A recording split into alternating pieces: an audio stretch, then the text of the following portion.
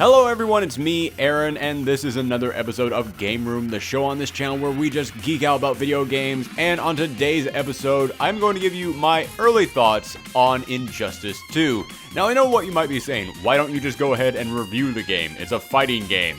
How long does it take you to play a fighting game before you know you can review it? Well, with most fighting games, a couple days. With Injustice 2, who knows how long that's going to take because, oh my gosh, that's the first thing I have to get out of the way. This is one of the biggest fighting games I've ever played. The amount of content in this game is staggering. I am immediately impressed by how much there is to do in this game. So I would like to go ahead and be able to review it in the same week that it comes out, but man, I'm still working my way through this. I still haven't even touched the guilds and the factions yet. I still don't even know what all that is about, so I still can't fully review everything in this game. However, next week on Game Room, I will have a full review of this game, as well as a spoiler talk about the storyline in the game. But for now, I'm just going to continue giving you my early thoughts on the game, and while I'm on the subject of how much stuff there is to do in this game, I knew there was going to be a story mode. I knew there was going to be online play. I knew there was going to be an arcade mode. Or at least I hope there was going to be one. Ever since Street Fighter V, I can no longer depend on that being in fighting games. But this does indeed have an arcade mode. Although you have to find it in like a subfolder in the multiversity section. Yeah, that seemed kind of weird. It seemed like arcade mode should just have its own section. But it is there, and it does give you endings to each character, so that was nice. I do enjoy that. I did look forward to seeing those, and I am happy that they are making a return. But in addition to that, as I mentioned, there is also multiversity mode, and multiversity mode is this setting where they are constantly updating. Every single hour, every single day, they are updating this with brand new theme battles that you can go into, in which there will be environmental hazards, there will be different stat boosts that you can get, there will be different assist characters that can come in. It's crazy. This is the kind of thing that in any other fighting game, they would have made this, and it would have been in there, and they would have just left it alone and went, hey, do you want to fight on a level where everything is on fire? There you go. You want to fight on a level where ice falls from the sky and it freezes you? There you are. You want to fight on a level where Batman will just come in and help fight alongside you? There you go. Those are the settings. They're always going to be there. Our work is done. This one is constantly updating, and I love that because it gives me a reason to keep playing it. It gives me a reason to keep checking it, because not only do each of these worlds that you get to go to have a different criteria that you have to meet, but then there are different sub-battles that you can go into on each world. So it's not like just 5 different worlds that you get every single day. It's like 5 different fighting arenas on 5 different worlds, and each of them are changing all the time. But that's not the only thing that is constantly changing in this game. Every single day, they have different daily goals that you can meet by doing things like knocking an opponent out of the ring this many times, doing this many sweep attacks, winning this many fights in ranked mode. There's so many different crazy things that you have to do every single day to meet these daily goals, but if you meet them, then you get new mother boxes, which are full of different loot that you can use to customize your character, just like in multiversity mode. If you compete in these different arenas every single day, then you get different mother boxes. And just to go ahead and warn you guys, I'm going to go ahead and probably refer to them as loot boxes at some point in time, because let's be totally honest, they stole this straight up from Overwatch, but I don't care. The loot boxes in Overwatch were a brilliant way to keep me coming back and keep me playing that game. This is a brilliant way to keep me coming back to Injustice 2 and keep me playing that game because, oh my gosh, unlike in Overwatch where you have to work your ass off to get one single loot box, in this one, I get like 5 or 6 of these things in an hour. It is so easy to get loot boxes, and that makes it even more addictive. You would think that if you could just keep getting loot boxes, eventually that hunger inside of you would be fulfilled, and you wouldn't have to keep going and getting more of them.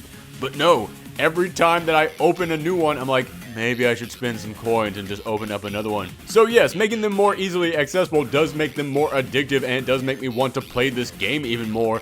However, because they're more accessible, I also never once have felt the need to try and spend real world money on getting these boxes. I don't even know if that's a thing. I don't even know if you can spend real world money to get the boxes in this game. I have yet to even look for them because I haven't had to look for that. I have been able to easily on my own get tons of these things. And each of these loot boxes will contain different attachments that you can put on your character that does help you customize their costumes. And you can even go ahead and get like additional skins and different color patterns for them as well. But the main thing that you want to get are the little changes to their face, their body, their arms, their weapons. Because not only do those help you customize your character and make them look however you want them to look, they will also provide you a different stat boost. And I gotta be honest with you, I still don't know how I feel about that, because that seems like it's providing kind of an unfair advantage to people who just play this game way more than anybody else. Don't get me wrong, if you play a fighting game way more than anybody else, you already have an advantage on everyone because you just have more experience in the game. But this one feels like it's just giving you too much of an experience boost. But that being said, I have taken on some pretty strong opponents with characters that were at lower level than them, and I have still defeated them, but then again, maybe that's because I just happen to have better loot than they did for that character. So again, that's another one of the reasons why I can't really review this just yet, is because I still haven't quite made up my mind about these stat boosts that they're providing, but at the moment, they haven't really been a big deterrent. They have made me get all excited and happy when I see that my Blue Beetle is going to get a massive boost if I equip him with this certain item. However, I have never once, going into battle, felt like, oh man, this is a completely unfair fight because they just happen to have better loot than me. In fact, it's actually made me want to go in and level up some of the characters I never would have touched in this game because I would get a really awesome looking headset for one of them. I think, oh man, I really want that on that character. Well, guess I gotta level him up to level 5 now. And I gotta say, that's kind of genius, because I am a fan of fighting games and I have always enjoyed going into arcade mode and finishing every single character storyline because I always wanted to see what their different ending was, but also because I just wanted to feel the variety for each character. I wanted to go in there and get a little bit of experience playing as every single character. So in a game where you get random loot boxes that will just come in here and give you an amazing item for characters that you probably never ever would have touched in your life, that is great motivation for you to suddenly now learn this character you probably never were going to touch. Also, speaking of incentive to pick up characters that you probably never ever would have touched, I'm also a little bit of a trophy hunter, and I love that in this game, they have a trophy for every single character. So if you want to get that platinum, you have got to go in and actually do the special requirement for every single character.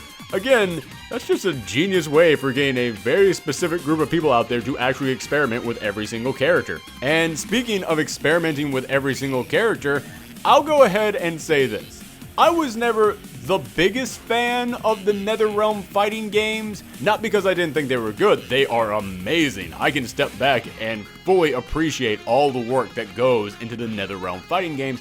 However, just personal taste, I always preferred like Street Fighter, King of Fighter, the Versus game, simply because those games were a lot faster. Your characters felt lighter, they moved quicker, whereas in the NetherRealm fighting games, the characters always felt like they had weight to them, always felt like they were kind of being slowed down a bit, but I get that that was the point of these fighting games. That is what gave them their own unique feel, is that feeling that these characters have weight.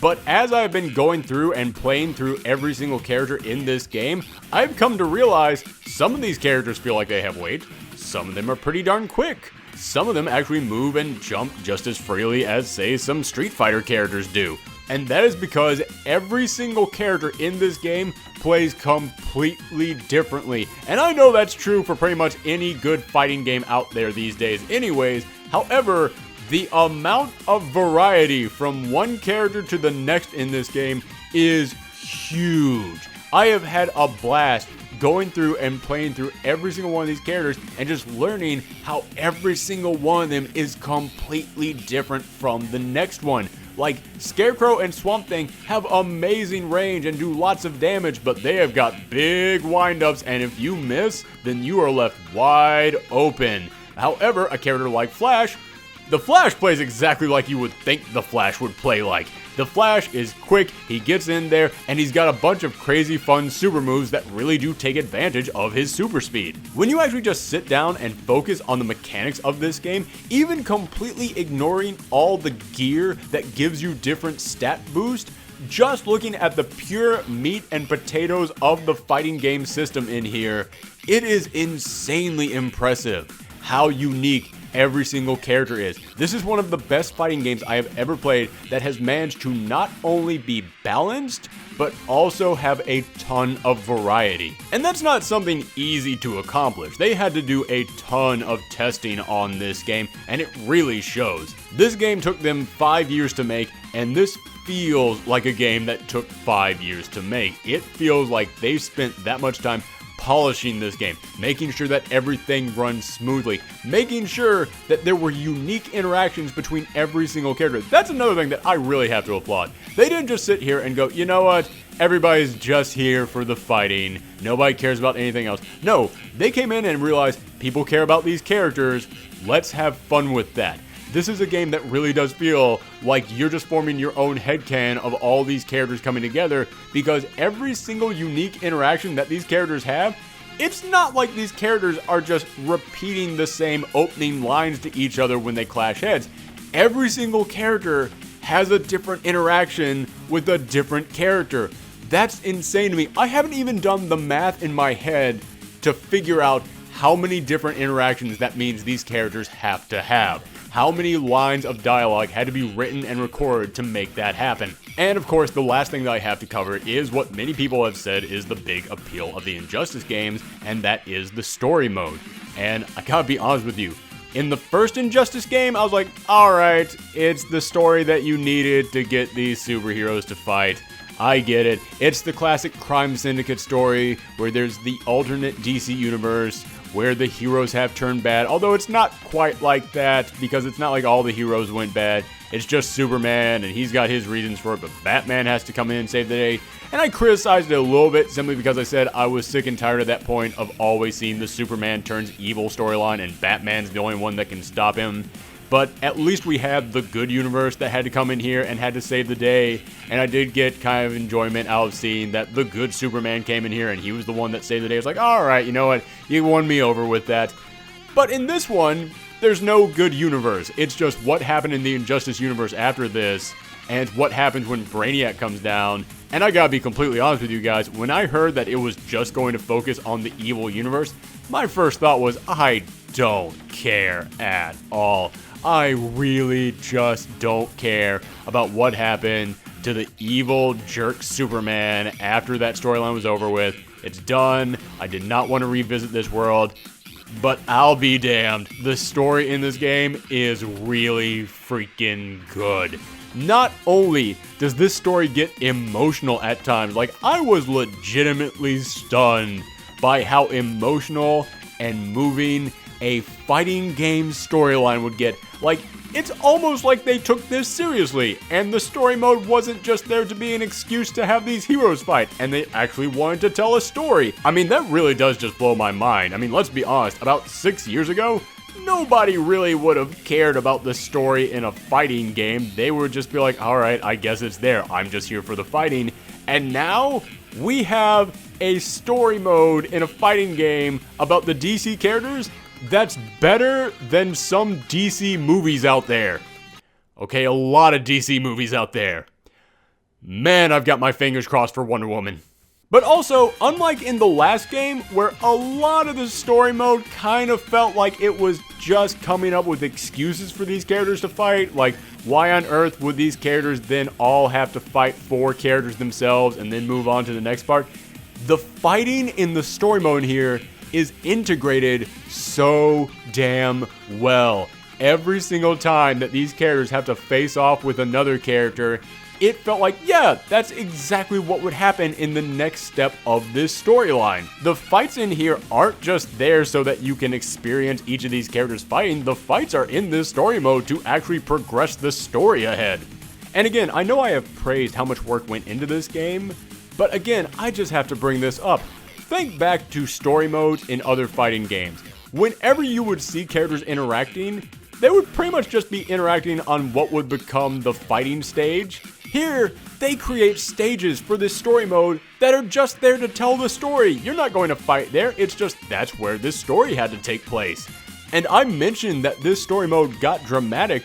A lot of that has to do with not only the amazing voice acting in here. Yes, I will use that word. It is amazing voice acting in here. I mean, we all know that Kevin Conroy is an amazing Batman, but they got Alan Tudyk in here to be Green Arrow, and not just Green Arrow, the best Green Arrow I've ever heard. He nailed that performance, and that can be said for almost any of the voice actors, but the people who worked on the graphics in this game, these are some of the best emotions I've seen in a story mode. These are some of the best emotions I've seen in any video game, period. And that really helps when they need to tug at your emotions. So yeah, between the stunning combat in this game, a story mode that is worth the price of admission just by itself, all the different multiversity arenas that they are constantly updating and coming up with new ideas for, and the character customizations and the easily obtainable mother boxes that keep me coming back over and over and over again, this is one of the best fighting games I have ever played. I am stunned that I have not even fully explored everything that there is to do in this game yet, and I will gladly slap that label on this game. This game has blown me away with what it has accomplished. This is a strong competitor for my second favorite game of the year. Okay, I know second place doesn't sound that impressive, but come on, you guys know me. You know nothing is beating Persona 5 at the number 1 spot. So number 2, really damn impressive. But as I said, that opinion can still change. I still have yet to finish the story mode. I know it's only like 5 hours long, but I wanted to stream it all for you guys on Twitch, and I just haven't had that much time. But again, I'm going to play through this for one more week to fully solidify my opinion on this game, and then next week I'm going to come back with my official review. And if you want to see me play through this, I will be doing it for the next week on Twitch, so make sure that you join us at twitch.tv/ProfessorThorgy. And if you want to see that review next week, or any other geeky videos that we make, including things like movie reviews or comic book discussions, then make sure that you click that subscribe button, and feel free to share this video around the web. It's the best way to help this channel grow. Thanks again for tuning in, everyone, and come back next time.